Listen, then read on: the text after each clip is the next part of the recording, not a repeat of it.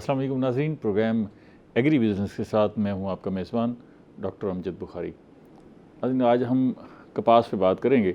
कपास की इस वक्त सीज़नल काश्त, मौसमी काश्त जारी है। ये कब तक जारी रहेगी? और इस वक्त ज़ाहिर है आपने बीज का इंतखाब करना है। अगर आपने कपास काश्त करनी है, ज़मीन की तैयारी करनी है, फिर खादों का इस्तेमाल है, पानी की फराहमी है, ये सारे मामलात हैं। फिर वो क्या ज़रूरी चीज़ें हैं जो आपने करनी है और जिससे कपास की अच्छी पैदावार हासिल हो सके। और फिर मौसम जो है वो बेएतबार हुआ है, कुछ पता नहीं है कि क्या सूरत हाल बनती है। मौसमी तगय्युरात जो है वो हमारी फसलों को, इंसानों को, जानवरों को, परिंदों को बहुत मुतासर कर रहे हैं। तो अब जो है कपास इस मौसमी तगय्युरात में कहाँ खड़ी हुई है, इन सारे मौज़ूआत पे बात करेंगे। मैं सबसे पहले आपको अपने मेहमानों का तारुफ करवा दूँ। मेरे साथ पहले मेहमान मौजूद हैं डॉक्टर फ़ुरकान अहमद साहब। आप ज़रई यूनिवर्सिटी मुल्तान से मुंसलिक हैं, पढ़ाते हैं, तहकीक करते हैं, ब्रीडर हैं और आपको पता है कि ब्रीडिंग का शोबा बड़ा इंपॉर्टेंट है। उनसे जानेंगे कि आखिर कपास में ये तनाज़ुली का सबब क्या बना। दूसरे मेहमान ताहिर हुसैन ख़ान मल्लज़ई साहब, आप साबिक़ पार्लिमानी सेक्रेटरी हैं और एक प्रोग्रेसिव फार्मर हैं, कपास काश्त करते हैं। उनसे भी जानेंगे कि उनका तजर्बा हमें क्या बताता है। बहुत शुक्रिया आप दोनों मेहमानों का। डॉक्टर साहब, पहले तो ये बताइएगा कि हमने लोगों को कायल किया कि अगेती काश्त करें, अगेती ही रिज़ल्ट अच्छे आते हैं और पैदावार भी अच्छी आती है।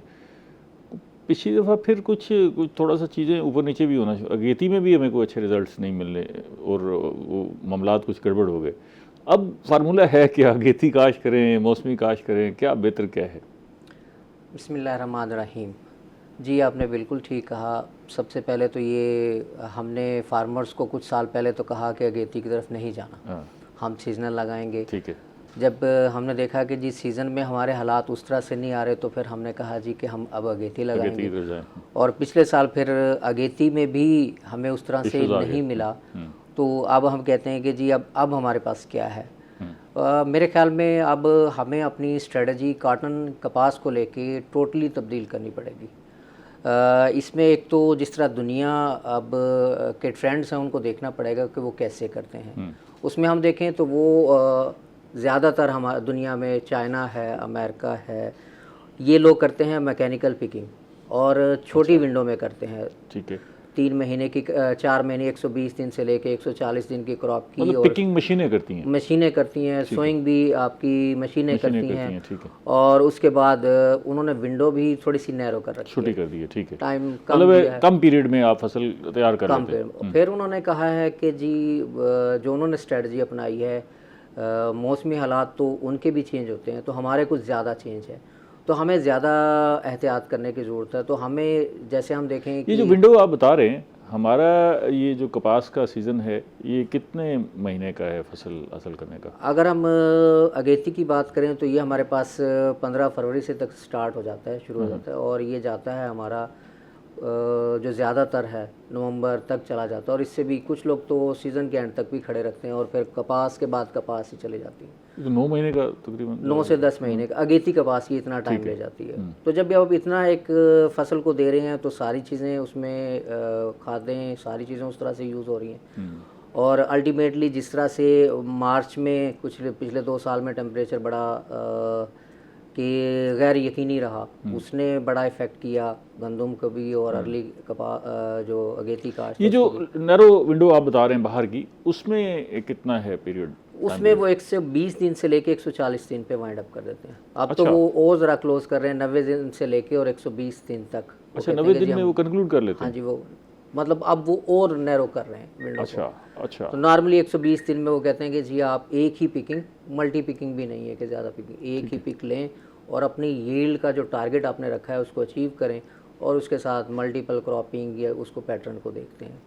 तो चाइना की एग्जांपल करें तो 80,000 से लेके तकरीबन 1 लाख तक पौधे वो लेते हैं, और उनका टारगेट होता है कि 10 से 15 बॉल एक पौधे पे हों, 4 इंच पे, नॉर्मली 4 से 6 इंच पे। अच्छा, ये मॉडल तो मौजूद हैं, फिर हम ऐसा क्यों नहीं कर पा रहे? इस पे ज़रा मैं ताहिर साहब को शामिल कर लूँ। फिर आपसे ताहिर साहब, ये बड़ी डिफरेंट सी बात है, दुनिया बड़ी जिद्दत ला रही है अपनी काश्तकारी में। हमारा काश्तकार अभी तक वही कन्वेंशनल जो काश्तकारी है उस पर खड़ा हुआ है। अब उसमें सर्वाइवल है आपके ख्याल में? डॉक्टर साहब, सबसे पहले तो मैं शुक्रिया अदा करूँगा कि आपने बड़े मुनासिब टाइम पे प्रोग्राम रखा है, क्योंकि आजकल सोइंग भी हो रही है कॉटन की।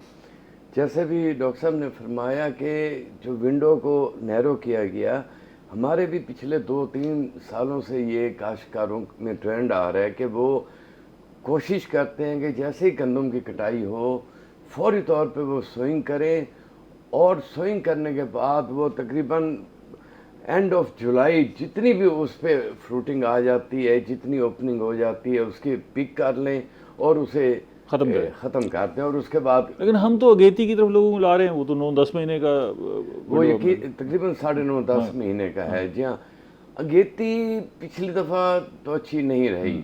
इस सबब भी जो जिन लोगों ने काश की है तो तकरीबन कोई हफ्ता 10 दिन हुए हैं कि वो ग्रो करने लगी है अच्छी, वरना उससे पहले भी वो स्ट्रेस हो के खड़ी हुई थी, क्लाइमेटिक चेंज था शायद। अभी 8-10 दिनों से ही वो बेहतर लग रही है। तो इसमें क्लाइमेट का एक बहुत बड़ा रोल है। हमारे जो काश्तकार हैं, आप क्योंकि आपका राब्ता भी रहता होगा, वो कुछ इसके बारे में खुद भी कोशिश कर रहे हैं, तहकीक कर रहे हैं, कोई इदारों से पूछ रहे हूँ कि भाई कोई, जैसे डॉक्टर साहब बता रहे हैं दुनिया में ये होने जा रहा है, तो वो भी कुछ तजर्बात की सिमत जाते हैं या बस वही रिवायती काश्तकारी? देखें, काश्तकार बेचारे ने क्या उसमें नए नए एक्सपीरियंस करने हैं, लेकिन असल में इस वक्त सूरत हाल ये है कि हमारे ना पिछले 2-3 सालों से ना जो सीड है कॉटन का वो 2 वाज़े मतलब लेबल्स में तकसीम हो चुका है। एक वो है जो ट्रेडिशनल है, जिसे हम सिंगल या डबल जीन वैरायटीज़ कहते हैं, और अब कई ट्रिपल जीन वैरायटीज़ हैं ये जो ग्लाइफोसेट फ्री है, ठीक है ना। अब बल्कि अब मेरा ख्याल है कि जो ग्लाइफोसेट फ्री वैरायटियाँ वो ज़्यादा काश्त हुई हैं इस साल आम ट्रेडिशनल उसकी निस्बत। जो पहले वाली थी नॉन पीटी वैरायटीज़, अब तो शायद वो है ही नहीं। शायद कहीं कोई 1/2 एकड़ 2 एकड़ कहीं लगी हो, ज़्यादा बीटी टेक्नोलॉजी आई हुई है उसमें। सिर्फ अब काश्तकार जो देखता है ना, वो ये देखता है कि मैंने मिनिमम खर्चा करके मैक्सिमम प्रोड्यूस कैसे करनी है, वो इस पे अपना ज़हन अप्लाई करता है। ज़ाहिर होना भी यही है, उसका तो कि मुझे ख़ास पैसे अच्छे मिल जाएं, हाँ पैसे मिल जाएं, मुझे ज़्यादा गोडी भी ना करनी पड़े, मैं केमिकल कंट्रोल की तरफ आ जाऊं और इतना जल्दी काश कर लूं कि मुझे पेस्ट वगैरह से भी ज़्यादा इन्वेस्ट ना करना पड़े। ठीक है, ये वो अभी मैंने आपको कहा कि वो सक्सेस मॉडल है, अगर अब दुनिया ये कर रही है तो हम उसको अडॉप्ट क्यों नहीं कर पा रहे? जी बिल्कुल, मैं उसी को बताता चलूँ। जो सर ने बात की है ना, सबसे इम्पोर्टेंट बात ये है कि किसान की प्रॉफिटेबिलिटी जो है ना उसको कैसे बढ़ाना है। अब सवाल ये है कि किसान को फ़ायदा कैसे हो, बाकी तो इससे मिलते जुलते एलिमेंट्स आ जाते हैं। तो उस मॉडल को अडाप्ट करने के लिए एक आता है, जो एक कंसर्न आता है ना, वो ये हमारे पास ज़्यादातर पंजाब की अगर हम बात करें तो लो लैंड वाले फार्मर्स हैं, 4-5 एकड़ वाले फार्मर है, और अगर हम बात करें इस ज़्यादा एरिया वाले फार्मर्स वो कम हैं। सिंध में फिर भी कुछ कदर बेहतर है अगर हम डिजिट्स को देखें तो, लेकिन पंजाब में कम है। ठीक है, तो उनका ज़्यादातर फार्मर्स हमारे 4 से 5 एकड़ वाले की तादाद अगर हम कहें तो तकरीबन 70% की है। बहुत कम लोग हैं जिनका लार्ज एरिया पे ये अपना फार्म साइज़ है। ठीक है, एक तो ये कंसर्न है, तो उसको लेके भी अब स्ट्रेटजीज़ बन रही है। इसमें हम देखेंगे कि हमारी जो नेशनल सीड रेगुलेटरी अथॉरिटी है और यूनिवर्सिटी को देखें तो गाहे बगाहे बाकी रिसर्च के इदारों के साथ मिलके इनिशिएटिव लेते रहते हैं। अब हमने चाइनीज़ के साथ मिलके एक कुछ मटेरियल ऐसा डेवलप किया है जो मैकेनिकल पिकिंग की तरफ जाए और जो एक ही पिक हमें देगा, और उसको हम एज अ मॉडल भी लॉन्च करने जा रहे हैं। मैं एक ब्रेक ले लूँ, फिर इस पर यहीं से बात करते हैं ना, हमारे साथ रहिएगा। मिलते हैं एक छोटी सी ब्रेक के बाद। वेलकम बैक नाज़रीन, हम बात कर रहे हैं कपास की काश पे। कपास की सीजनल काश का मौसम है इस वक्त, और क्या कुछ हो रहा है और क्या आपने करना है जिससे अच्छी पैदावार हासिल कर सकें, ये बताने के लिए हमारे साथ एक्सपर्ट्स मौजूद हैं जो अपने तजर्बात आपसे शेयर कर रहे हैं। डॉक्टर साहब, आप कह रहे थे कि हम मैकेनिकल पिकिंग की तरफ जा, अभी तो मैकेनिकल पिकिंग का कहीं तस्वर नहीं है मेरे ख्याल पाकिस्तान में। हाँ जी, इस वक्त नहीं है। इस साल हम ना एक मैकेनिकल पिकर ला रहे हैं। अच्छा, ग्रीन पाकिस्तान इनिशिएटिव के कोलैबोरेशन से ना, ओके, फॉर अ पायलट तजर्बाती बुनियाद पे। हाँ जी, उसको हम देखेंगे। मतलब कमर्शियल तो नहीं होगा वो भी? जी, वो अवेलेबल होगा, क्योंकि जो हमारी एग्री मॉल्स बने हैं इन पे हम उसको लेके आएंगे ताकि ये ज़्यादा लोगों को या ज़्यादा किसानों को जो फिर फार्मर्स हैं उन तक भी पहुँचाए। लेकिन इनिशियली हम इसको चेक करेंगे जहाँ जहाँ अब हम क्लस्टर्स बनाए गए हैं यूनिवर्सिटी और प्राइवेट सेक्टर के कोलैबोरेशन से। उसका ऑब्जेक्टिव ही ये है कि कहीं पे किसी एक प्राइवेट सेक्टर ने कोई 25 एकड़ लगाए हैं, किसी ने 50 एकड़ लगाए हैं, ओनली टू चेक दिस कि हमारी जो वैरायटीज़ हैं क्या वो इस सिस्टम के लिए सूटेबल हैं, इस चीज़ की इनिशियल स्टडी के लिए। फिर वो क्लस्टर्स हम इसको एक्सपेंड भी करेंगे आने वाले सालों में और फार्मर्स को भी इसमें इन्वॉल्व करेंगे, एग्री एक्सटेंशन डिपार्टमेंट जो है ख़ास तौर पे उसको। तो हम इसको करेंगे कि जो हमारा फार्म साइज़ छोटा है तो लोगों को ग्रुप्स की फार्म में, विलेज के फार्म में इस सिस्टम के तहत लाया जाए। क्योंकि अगर हम इसकी कॉस्ट देखें तो उस चीज़ को भी जैसे हमने कहा ना कि किसान की प्रॉफिटेबिलिटी को हमने देखना है, तो इस चीज़ को भी मद्देनज़र रखते हुए इंशाल्लाह अगले 1-2 साल में वैसे हमें इस वक्त मैकेनिकल पिकिंग की तरफ जाने की ज़रूरत है। हमें तो सोचना चाहिए, एक्चुअली तो ज़्यादा इशू जो है वो, मैं जब भी काश्तकारों से बात करता हूँ कहते हैं सबसे बड़ा कंसर्न बीज का है, वही हमें सही नहीं मिल रहा। तो चले मैकेनिकल पिकिंग भी अच्छा हो जाएगा, लेकिन बीज की क्या सूरत हाल है वो हमें बताएं। आप ब्रीडर हैं, हमें तो कोई कहीं से कोई खुशी की खबर, कोई अच्छी खबर बीज के हवाले से मिल ही नहीं रही। जी बिल्कुल, किसी भी सिस्टम का जो डिमांड एंड सप्लाई है वो मेन पिलर होता है। डिमांड अगर है और सप्लाई उस तरह से नहीं हो रही तो ये फैक्टर तो है, इसको भी हमने ओवरकम करना है। और मैं इनके ये बात से एग्री करूँगा कि ट्रिपल जीन टेक्नोलॉजी जो हमारे पास है, जिसमें किसानों को गोडी नहीं करवानी पड़ती और काफ़ी चीज़ें बचती हैं, तो जितनी भी दुनिया है वो टेक्नोलॉजी में एडवांसमेंट उसको भी साथ लेके चलती है। काटन या कपास को अगर हमने बचाना है तो कोई एक ऑप्शन की तरफ नहीं जा सकते, हमें देखना पड़ेगा कि ट्रिपल जीन टेक्नोलॉजीज़, और वो चल भी रही हैं, मार्केट में भी हैं, लेकिन वो एक सर्कल में आके ये भी मेरी इस बात से एग्री करेंगे कि ये कहते हैं कि जी पिंक फ्री है, लेकिन एक स्टेज पे जाके पिंक आ जाता है, हमें पेस्टिसाइड्स को यूज़ करना पड़ता है। अभी इस पे बात करते हैं। मैं ये जो आप कह रहे हैं मेरी बात से एग्री करेंगे, बीज का कंसर्न सबसे बड़ा है काश्तकार का, और पिछले 1 दहाई से बीज पर कोई अच्छी स्टोरी हमें सुनने को नहीं मिल रही। आपके ख्याल में हम बीज की जो है इस अमल में कहाँ खड़े हुए हैं, लोकल भी और बाहर से भी अगर कोई बीज आता है तो? डॉक्टर साहब, मेरा जो एक्सपीरियंस है ना वो ये है कि जब से बीटी वैरायटीज़ आई हैं ना, हमारा जो यील्ड है वो कम होती जा रही है मुसलसल, नेशनल लेवल पे भी और लोकल लेवल पे भी। अच्छा, हाँ, उसमें बिल्कुल ये बात ठीक है। असल में हम बीटी वैरायटी तो लाए इसलिए थे कि हम अच्छी पैदावार हासिल कर सकें। बीटी वैरायटीज़ का एक ये प्रॉब्लम है कि उस पर सकिंग आम रूटीन से ज़्यादा आती है। ठीक है, उसका एक फ़ायदा है कि उस पर बोल वॉर्म पे सुंडियाँ नहीं आती। ठीक है डॉक्टर साहब, सुंडी को कंट्रोल करना ज़्यादा आसान है कि उसकी एगलिंग आपकी लीफ के ऊपर होती है और सकिंग जितनी भी होती है वो लीफ के नीचे होती है। वो इफेक्टिव स्प्रे करना बड़ा मुश्किल है। अब बॉल वॉर्म का पे अगर अटैक हो जाए तो आपके 20 बॉल वॉर्म में 10 पे अटैक हो जाए, 10 आपके सेफ होते हैं। लेकिन अगर सकिंग अटैक हो रहा है ना प्लांट पे, तो पूरे का पूरा प्लांट ख़त्म हो सकता है। नहीं तो फिर आप क्या सजेस्ट इस वक्त क्या करेंगे? बीटी की तरफ ना जाएं, हम कन्वेंशनल वैरायटीज़ की तरफ जाएं, वो भी सूरत हाल अजीब हो जाएगी। थोड़ा शेयर, मेरा तो ये ख्याल है कि जो नॉन बीटी वैरायटीज़ है उनका शेयर भी होना चाहिए बीच में, क्योंकि हमने प्रॉफिटेबिलिटी देखनी है। ठीक है ना? ठीक है। अब यकीनन जो ट्रिपल जीन वैरायटीज़ हैं उससे केमिकल कंट्रोल है, गोडी से बच जाते हैं, बाकी काफ़ी चीज़ों से बचत हो जाती है। पेस्ट सकिंग अब बल्कि जो आ रही है उसमें सकिंग का अटैक भी थोड़ा सा कम है, लेकिन लेट टाइम में आता है। पिंक का भी आता है, उसके लिए भी स्प्रे करनी पड़ती है, क्योंकि जो बीटी या ट्रिपल जीन वैरायटी है वो एक ख़ास टाइम के लिए है। उसके बाद जब ज़्यादा कॉटन उससे आगे निकल जाती है तो वो अटैक होता है उस पर। मेरे ख्याल में सिर्फ अगर बीज कोई गवर्नमेंट कंट्रोल कर ले ना, बीज जहाँ से आ रहा है वो अच्छी जगह नहीं है, क्योंकि हमें बहुत ज़्यादा बीज रिक्वायर्ड है। वो हर आदमी उठ के अपना बीज बना रहा है। अब तो वैसे कोशिश काफ़ी हो रही है कि भी, क्यों डॉक्टर साहब? जी, मैं इसमें ऐड करना चाहूँगा। हो रहे हैं। एक तो नेशनल सीड रेगुलेटरी अथॉरिटी जब से बनी है 2024 से काफ़ी रिफॉर्म्स की गई हैं, मे बी इनके नॉलेज में भी होगी ये बातें। पहले तो उन्होंने एनसीवीटी ट्रायल्स जो एवेल्यूएशन था उसके सारे सिस्टम को अपग्रेड कर दिया है।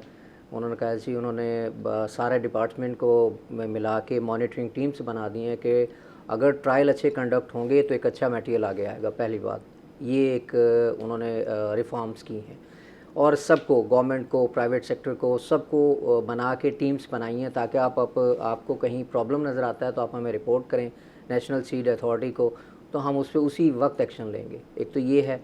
दूसरा फिर उन्होंने ये किया है कि जैसे सर कह रहे हैं नॉन बीटी, तो ये तो रोज़ ही बात हो रही है कि जो हमारा मटेरियल है चाहे देसी है या नॉन बीटी है, इस मटेरियल को संभालना तो बहुत ज़रूरी है फ्यूचर के लिए भी और इस चीज़ के लिए भी कि एक वो जर्म प्लाज्म है और सेंटिटी होती है किसी भी कंट्री की, किसी भी क्रॉप के हवाले से। अगर जर्म प्लाज्म अगर आप महफूज नहीं करते तो नियर फ्यूचर में जिस तरह आजकल हमारा एनवायरनमेंट चेंज होता है तो हमें मुश्किल होती है और उस पर अब एफर्ट स्टार्ट हो रही हैं कि नॉन जीएमओस को भी स्मॉल एरिया पे मैनेज किया जाए। अच्छा, ये अब इसके लिए एफर्ट हो रही है, एफर्ट्स हो रही हैं जिसमें ये ताहिर साहब इनसे ज़रा एक बात जानना चाहूँगा कि इस वक्त जो वैराइटीज़ दस्तियाब हैं, पिछले 10 साल में जो वैराइटीज़ आई हैं, जो दस्तियाब हैं, इनमें से कुछ ऐसी वैराइटियाँ भी हैं जिनसे आप मुतमिन हो कि यार ये अच्छा इजाफा हुआ है, इसने हमारी कपास को हौसला दिया? क्योंकि अगर हम फिगर्स में देखें तो वहाँ तो फेलियर है।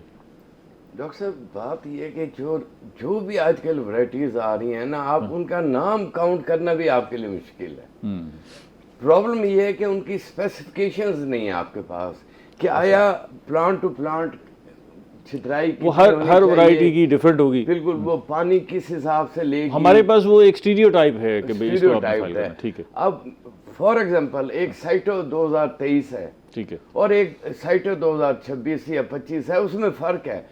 23 जो है उसके लिए हमें नंबर ऑफ प्लांट चाहिए काफी, क्योंकि बिल्कुल सीधी जाती है। कई साइटोज हैं जो कि फैलती हैं, जिसमें हमें 1.5 फुट का भी चाहिए।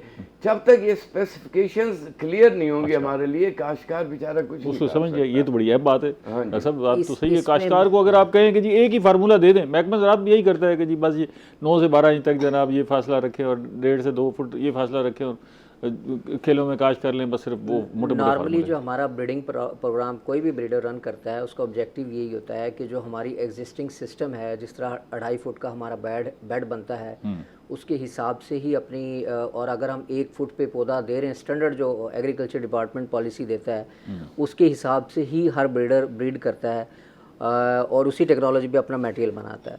सबसे इम्पॉर्टेंट पॉइंट ये है कि डिमांड सप्लाई का इशू है, जिसकी वजह से प्रॉब्लम्स आते हैं कि डिमांड अगर हमारे पास 25 मन की है और प्रोडक्शन हमारे पास जो क्वालिटी सीड है सिर्फ 3 से 4 या 5 मन हो रहा है, तो इसका मतलब है जो 20 मन सीड आया तो वो कहाँ से आ रहा है। तो that is a big problem, जिसको इस सिस्टम को, ये जो सारा सिस्टम अपग्रेड हो रहा है सिर्फ इस एक पॉइंट को, सीड की सेंटिटी को बेहतर करने के लिए। और उन्होंने अलग हो जाए, लेकिन ये काम ना हो ना वो खाक हो जाएंगे हम तुमको खबर होने तक। नहीं, अब बिगड़ते यहाँ तक पहुँच गए। मजीद इसी सेंटिटी को मेंटेन करने के लिए अब यूनिवर्सिटी और गार्ड सीड एक प्रोजेक्ट भी कर रही है। मे बी उसको टाइम लगेगा 5-6 साल, लेकिन वो कह रहे हैं कि जी हाइब्रिड टेक्नोलॉजी को लॉन्च करना चाहिए। नॉट कि कॉटन में कॉन्सेप्ट है कि ओपीज ज़्यादा अच्छा परफॉर्म करती हैं या बराबर आती है। एक ब्रेक ले लूँगा, फिर मजीद बात करते हैं ना जी। हमारे साथ रहिएगा, मिलते हैं छोटी सी ब्रेक के बाद। प्रोग्राम में फिर से खुशामदीद। हम बात कर रहे हैं कपास की बिजाई पर, और ये मौसम है कपास की बिजाई का। हमारे साथ एक्सपर्ट्स मौजूद हैं, इस पर डिस्कशन हो रही है। डॉक्टर साहब अब ज़रा आते हैं थोड़ा सा, वो ये तो मौजू है काफ़ी लंबा है और उसमें ज़ाहिर मामलात हैं भी सही। तो पहले तो ये बताइएगा कि अब लोगों का ट्रेंड आपको कैसा नज़र आ रहा है कपास की तरफ? लोग काश्त इस तरफ आ रहे हैं या अल्टरनेटिव क्रॉप्स पे जा रहे हैं? जी बिल्कुल, इस वक्त जो ट्रेंड तो ये है, प्रॉफिटेबिलिटी से बात शुरू हुई है, अभी तक तो उस तरह से नज़र नहीं आते। जो मोटिवेटेड हैं वो तो लगा रहे हैं, बाकी लोगों को फुली कन्विंस करना पड़ रहा है कि जी प्राइस भी मिलेगी और ये एलिमेंट्स मिलेंगे, सब्सिडी भी मिलेगी। इन चीज़ों को कोशिश करके लाया जा रहा है, वरना काश्तकार मायूस नज़र आता है आपको? काफ़ी हद तक मायूस नज़र आता है। आपकी क्या सूरत हाल है साहब? डॉक्टर साहब मेरा जो ऑन फील्ड ऑन ग्राउंड जो रियलिटी है वो ये है कि तकरीबन 30-35% कम काश्त है इस वक्त पिछले साल की निस्बत। अच्छा, यानी जो हमारी टारगेटेड एरिया उससे तो काफ़ी कम है, लेकिन पिछले साल की निस्बत भी 30-35% कम है।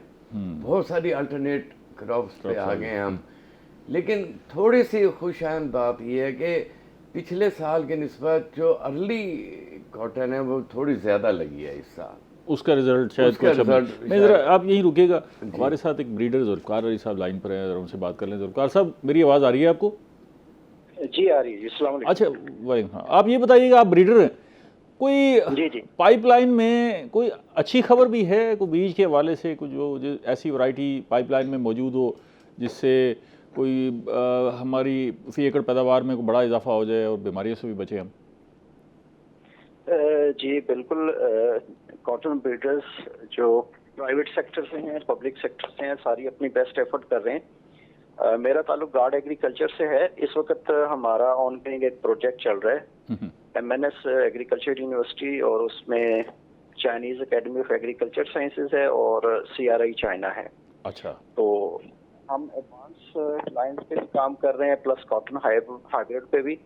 तो इंशाल्लाह इन फ्यूचर आपको अच्छी खुशखबरी मिलेगी। क्या बेहतरी क्या होगी?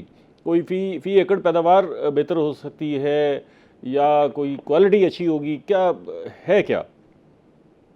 देखें, इस वक्त कपास को जो दरपेश मसाइल हैं जी, उसमें सबसे बड़ा तो मसला हमारा टेम्परेचर का है। वो भी पर्टिकुलरली जो नाइट टेम्परेचर है वो बहुत ज्यादा बढ़ रहा है, जिसकी वजह से ना सिर्फ कॉटन बल्कि आपने 2 साल पहले देखा होगा राइस को भी प्रॉब्लम आया था। इवन फिशरीज 30% लोअर पे चली गई थी।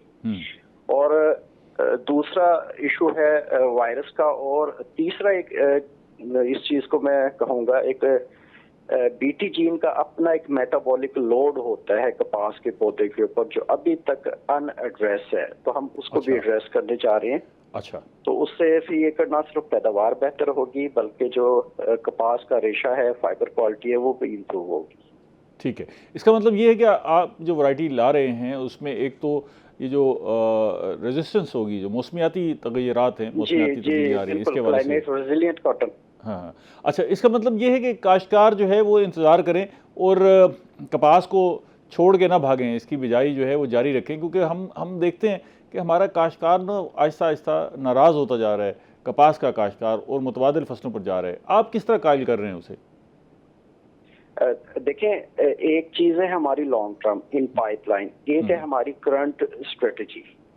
अभी जितने भी कपास के फार्मर्स हैं, किसान हैं, वो कपास को अच्छा मैनेज करें। उसके लिए जरूरी है हमारी जो प्रोडक्शन टेक्नोलॉजी आज से पहले जो 5-7 साल पहले थी वो और थी, लेकिन अब डिफरेंट हो गई है। प्लांट टू प्लांट स्पेसिंग जरूरी है ताकि हवा का अच्छा गुजर हो।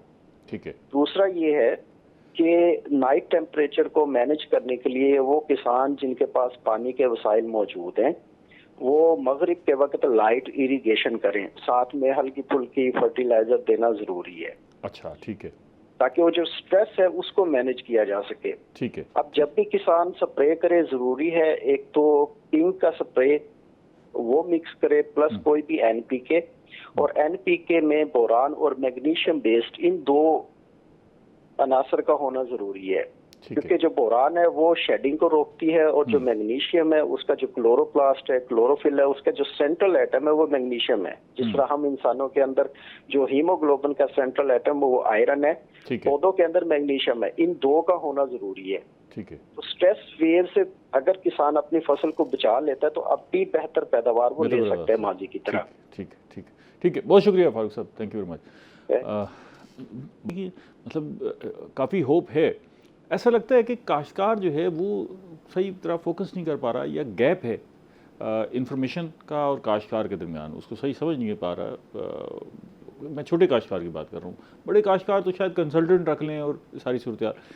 इस वक्त आपके इर्द गिर्द जो है वो रिवायती जो काश्त कर रहे हैं, फी एकड़ क्या पैदावार आती है पिछले साल को अगर हम सामने रखें और इस साल को? पिछले साल जो यील्ड आई है वो तो आई 8-9 मन, और खर्चा कहाँ पूरा होता है जाकर? खर्चा तो तकरीबन 17-18 मन से ऊपर जाके आपका प्रॉफिट है। अच्छा, हाँ, मतलब 15 मन तो कम से कम चाहिए खर्चे के लिए, नहीं, कम से कम 17-18-20 मन चाहिए। अच्छा, हाँ, और जो अर्ली लगी थी वो भी हमारी 23 से लेके और 28 मन के 22 से लेके 28 मन के दरमियान रुक गई। अच्छा, वो अर्ली के लिए तो फिर अर्ली को आप उसका जो टाइम स्पैन देखें तो उसमें खर्चा भी तो उसी तरह ज़्यादा हो जाता है ना, खर्चा ज़्यादा होता है, आपको एक आध क्रॉप भी ड्रॉप कंप्रोमाइज़ करना पड़ती है उसमें। ठीक है। उसमें मेरे असल जो इशू आ रहा है ना वो ये है काश्तकार के लिए कि दिखने में भी फसल बड़ी अच्छी लगती है, आप प्लांट के ऊपर नंबर ऑफ बॉल्स काउंट करें वो भी बड़े अच्छे हैं, लेकिन जब हम उसे कंडे पे लेके आते हैं तो उसमें वेट नहीं है। अच्छा, असल ये इशू है जो हमारी समझ से बाहर है। डॉक्टर साहब ये तो आप ही बता सकते हैं, ब्रीडर क्या बीज ऐसे हो गए हैं, हुआ क्या है हमारे नहीं, अगर ये बात कर रहे हैं, एक तो मैं वहीं से जुल्फ़कार साहब वाली बात से स्टार्ट करूंगा। एक पॉइंट उन्होंने थोड़ा सा वो मिस किया, वो ये है कि अगर वो ये सिस्टम लॉन्च कर रहे हैं हाइब्रिड, इससे सबसे बड़ा बेनिफिट क्या होगा, ये जो सर हमें बता रहे हैं ना कि सीड का इशू आता है। अब हमने सारी क्रॉप्स में हाइब्रिड्स की तरफ क्यों मूव करते हैं कि एक तरह का सीड मिलता है, तो seed is a major concern in cotton कि हमें प्योर सीड नहीं मिलता। जब थोड़ा सा ये हाइब्रिड में भी अगले 2, 3 या 4 साल में जब लॉन्च हो तो एक ये इशू आता है ना, क्योंकि हाइब्रिड आपको हर दफ़ा लेना है और लगाना है, तो एक प्रॉब्लम ये होता है कि जो आपको प्योर सीड नहीं मिलता और जिसकी वजह से ये आपकी यील्ड भी ठीक नहीं आती और वो बॉल लगे हुए भी हैं, वो ये वजन जो कम है वो भी है। इसका क्या फैक्टर हो सकता है? उसका फैक्टर ये है कि जो आप वैरायटीज सिलेक्शन कर रहे हैं, बॉल वेट उस तरह से नहीं जा रहा, उसका बॉल वेट नहीं है, सकिंग इंसेक्ट ने उसको अंदर से खाया है, ये वो चीज़ है। तो अगर वो हुजम में उतनी नजर आ रही हो जितनी ये रूटीन में उठाते हैं, फिर उसे तोले तो वजन कम हो ये तो इनका भी एक्सपीरियंस है, सीड को जब सक करेंगे साइज तो रहता है बहुत कम है, लेकिन वो वेट कम हो जाता है उस हिसाब से। ये this could be a technical issue कि उस तरह से आता है। और फिर प्रॉब्लम हमारे पास बीटी में लॉन्ग ड्यूरेशन में ये भी आता है ना कि हमारा मौसम सारा चेंज हो जाता है। मई जून जुलाई में आप देखेंगे बारिशें आती हैं, और ये अब मोस्टली जो ये स्ट्रेटजी कह रहे हैं, सिर्फ जुलाई की बारिशों ने ही स्ट्रेटजी फार्मर की चेंज कर दी है कि जी ख़त्म करो इसको, कि हमें उस तरह बाद में हम 4 महीने उसको फर्दर चलाते हैं, लेकिन इनपुट भी डालते हैं, लेकिन पौधे में वो पोटेंशियल ही नहीं रहता, बारिशों के बाद वो स्ट्रेस से ही नहीं निकल पाता। तो ये बड़ा ज़रूरी है। अब फार्मर्स को भी और हमारे सारे इदारों को भी थोड़ा सा ना विजिलेंट होना पड़ेगा। फार्मर्स को इदारों के साथ कनेक्ट रहना पड़ेगा, इदारों को फार्मर्स के साथ कनेक्ट रहना जो आप पड़ेगा। स्मॉल स्केल अब अजीब सी सूरत हाल हो गई है। सूरत हाल ये है कि हमारे यहाँ जो इंडस्ट्रीज इस्टेब्लिश हुई वो भी कॉटन से एसोसिएटेड हुई, हमारी जो एक्सपोर्ट्स बनी वो भी सारी कॉटन। अब हम ना इस फसल को छोड़ने को के हैं काबिल, ना इसको अडॉप्ट करने के, आगे लेके चलने के। तो इस सारी सूरत हाल में मतलब तारिक साहब आपका इस पर मैं राय जानना चाहूँगा, लेकिन एक ब्रेक ले लूँ फिर से मज़ीद बात करते हैं। नाज़रीन हमारे साथ रहिएगा, मिलते हैं एक ब्रेक के बाद। वेलकम बैक नाज़रीन, हम बात कर रहे हैं कपास की काश्त पर और हमारे साथ माहिरीन मौजूद हैं जो इसके बारे में आगाही दे रहे हैं। तारिक साहब, अभी हमने ये सुना इस सारी सूरत हाल में किधर जाएँ, काश्तकार क्या सोच रहा है कि भाई इस सारी सूरत हाल में देखें ना, हम इंडस्ट्री भी बचाना चाहते हैं, अपनी एक्सपोर्ट्स को भी बचाना चाहते हैं, निज़ाम भी आगे चलना है। काश्त अगर हम कपास में कामयाब होते हैं तो ये पूरे मुल्क के लिए सक्सेस स्टोरी है, लेकिन दूसरी तरफ दो राय पर आके खड़े हो गए।